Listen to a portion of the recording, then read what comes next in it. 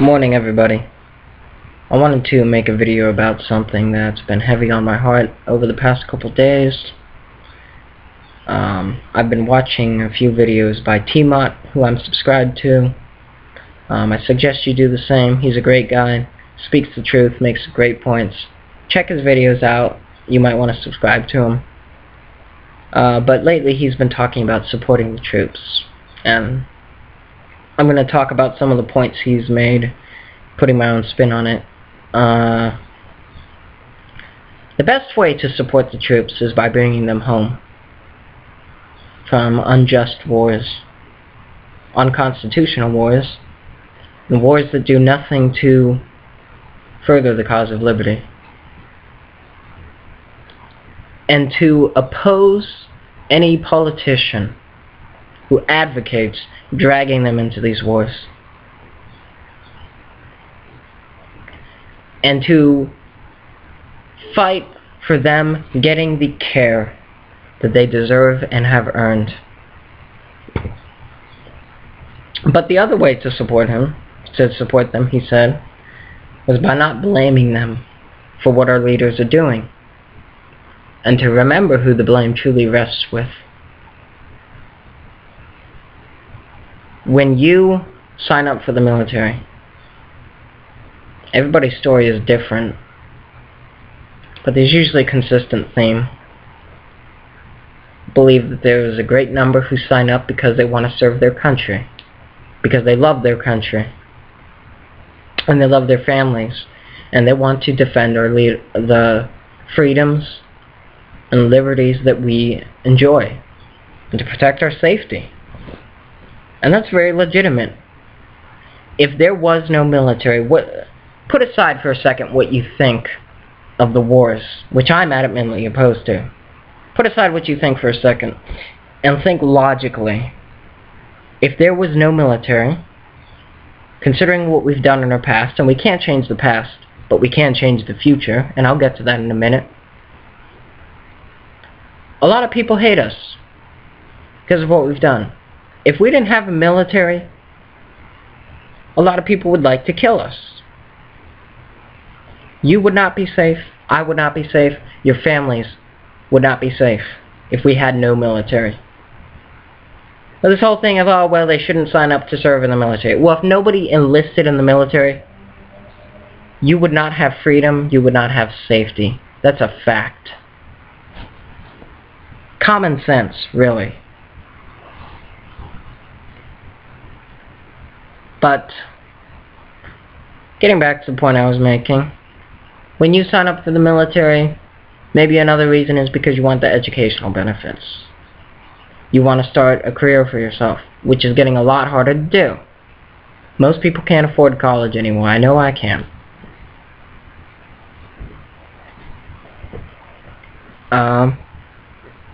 Maybe you want any way you can to take care of your family. Maybe you feel like you have no other options. You've run into a dead end. Whatever the reason may be, you sign up to serve our country. I can guarantee you not a single person signed up for the military thinking, I'm going to go overseas, I'm going to sleep in a tent in the middle of a desert, live in unsanitary, uncomfortable conditions. I'm going to go kill innocent civilians and go rape women and children.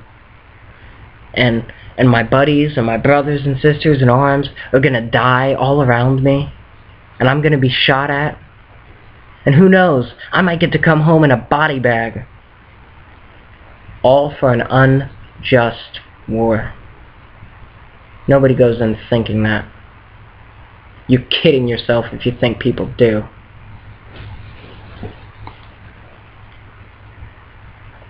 But when you do sign up, you take an oath to defend and support the Constitution, which I understand isn't being done by our politicians who make the same oath. But the other part of that oath for the military is to obey the orders of those appointed over you. So if they send you to Afghanistan, you don't get to say, well, I'm opposed to the war in Afghanistan. I'm going to pick and choose which wars I fight in.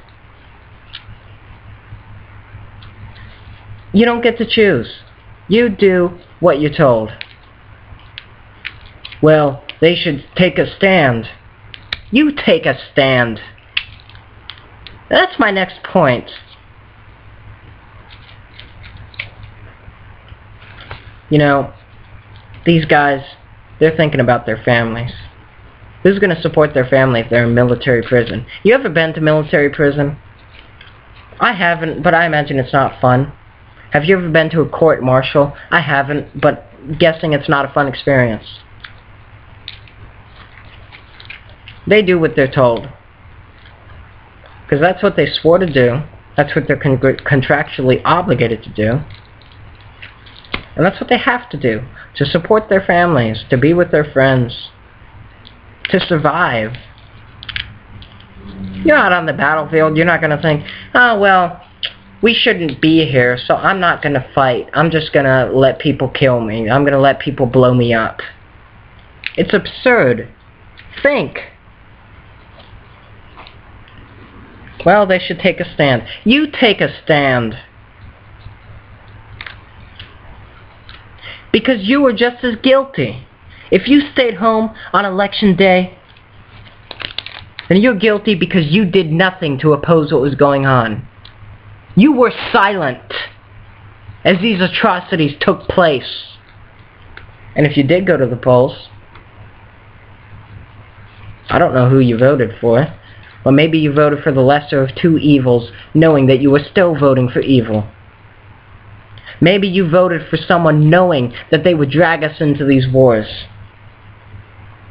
And if you did vote for someone who was an honorable person, who wasn't going to do that, chances are you did very little else.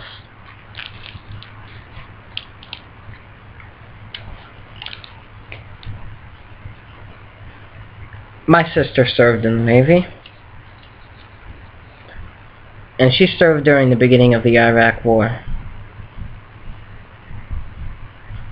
She would go out in her uniform, and a few people would call her a baby killer, shout at her obscenities, hurtful things, because they were blaming the wrong person. It was Ron Paul who said that when we make a mistake, it is the obligation of the people, you, through your representatives, to correct the mistake. You are at fault, and you're blaming the victim. That's incredible to me. But instead of blaming the victim, we should be making our voices heard in Washington, where the blame belongs. How is it that soldiers walk the streets and people shout baby killer at them, but Obama walks the streets and people cheer for him? People clap for him. They shake his hand and say, "Nice to meet you, Mr. President." Obama doesn't go around and hear people saying, "You baby killer, you murderer." But he's more guilty. He's the commander-in-chief. He's the one accountable. Hold him accountable. Hold Congress accountable. Your congressman. Are you doing your research and deciding which congressman to vote for? Probably not. So you're just as guilty. All I'm saying is, before you judge the troops, march a mile in their boots. And remember who's truly to blame. We should be rioting with what's going on. The National Defense Appropriation Act, have you heard of that? We should be rioting when that was passed.